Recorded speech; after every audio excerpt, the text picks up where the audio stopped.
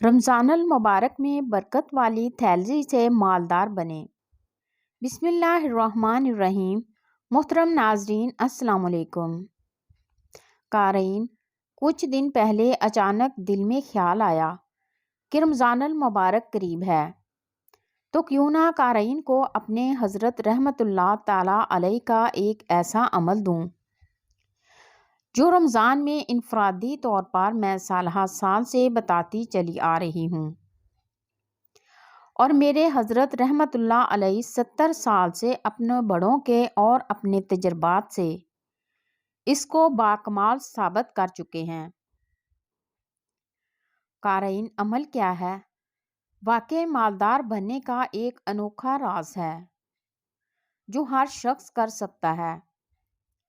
آج مفلسی کا دور ہے، مہنگائی کا دور ہے، غربت روز بروز بڑھتی چلی جا رہی ہے، تنگ دستی اپنے عروج پہ ہے، ہر شخص مہنگائی، قحط، آفات اور بلیات میں مبتلا ہے۔ زمانے کی پریشانیاں بہت زیادہ ہیں۔ ایسے دور میں لوگوں کو ایک ایسا عمل چاہیے جو عمل واقعی بے خطا ہو اور جس عمل کے اندر واقعی تاثیر ہو۔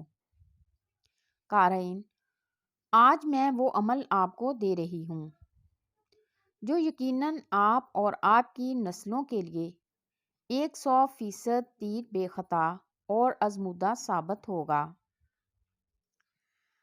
رمضان میں سورۃ کوثر اور برکت والی تھیلی کا مکمل عمل۔ آپ برکت والی تھیلی کا عمل سارا سال کریں، مگر جو رمضان کا خاص عمل ہے وہ صرف رمضان میں کرنا ہے۔ برکت والی تھیلی پر 129 مرتبہ سورۃ کوثر مع تسمیہ اول و آخر 7 مرتبہ درود شریف پڑھیں۔ گھر کا ہر فرد پڑھے، جتنے افراد پڑھ سکتے ہیں پڑھیں، اور اس پر برکت والی تھیلی پر پڑھیں۔ دن میں جتنی دفعہ نوٹ ڈالیں یا نکالیں، ایک دفعہ سورۃ کوثر پڑھ کر دم کر لیا کریں۔ یہ تو عام معمول کی زندگی کا عمل ہے جس سے لاکھوں کروڑوں لوگوں کو فائدہ ہوا اور ہو رہا ہے۔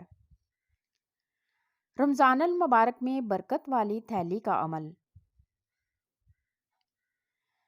129 دفعہ سورۃ کوثر مع تسمیہ صبح و شام اول و آخر 7 مرتبہ درود شریف۔ لیکن پہلی رمضان کو، جس وقت رمضان کا چاند نظر آئے، 3 دفعہ اول و آخر درود شریف، 313 دفعہ سورۃ کوثر، رات کے کسی حصے میں اس عمل کو کر لیں۔ اگر آپ مجبوراً رات کے کسی حصے میں نہیں کر سکتے تو دن میں بھی کر سکتے ہیں، یعنی پہلے روزے والے دن۔ گھر کا ہر فرد کرے، ہر فرد اپنی تھیلی رکھ سکتا ہے۔ گھر میں ایک تھیلی رکھیں، اس میں دم کریں، ہر بندہ اپنی تھیلی دم کر سکتا ہے۔ یہ پہلی رمضان کا عمل ہے۔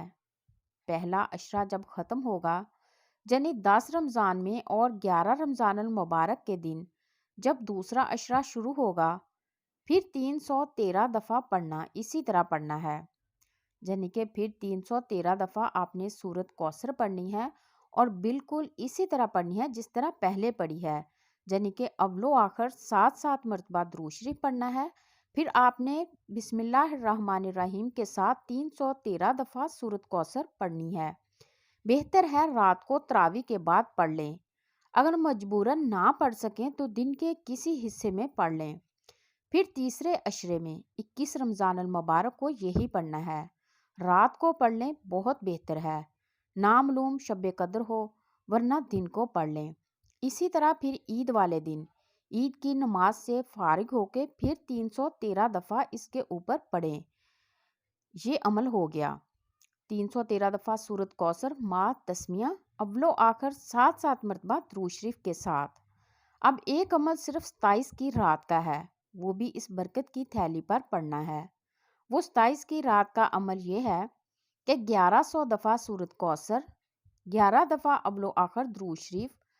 عمل صرف رات کو ہی پڑھنا ہے، یہ عمل دن کو نہیں پڑھ سکتے۔ قارئین، سارا سال آپ سارے وظیفے پڑھیں، لیکن جو رمضان کا وظیفہ ہے، جو رمضان کی عبادت ہے، اس کی فضیلت نہیں مل سکتی۔ 27ویں شب کا عمل۔